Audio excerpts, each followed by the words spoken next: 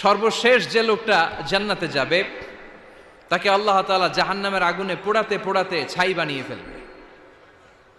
আল্লাহ বলবেন, জিব্রাইল যাও একটু দেখো, একটা মাত্র সেজদা দিয়েছে আমাকে, এরকম কাউরে পাওয়া যায় কিনা। বাটি চালান দিয়ে দেখো পাওয়া যায় কিনা।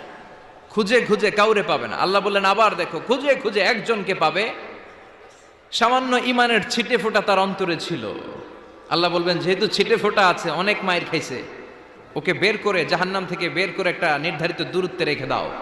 রেখে দেয়া হবে, কিন্তু জাহান্নামের আগুনের লেলিহান শিখাতে তার গা ঝলসে যাবে।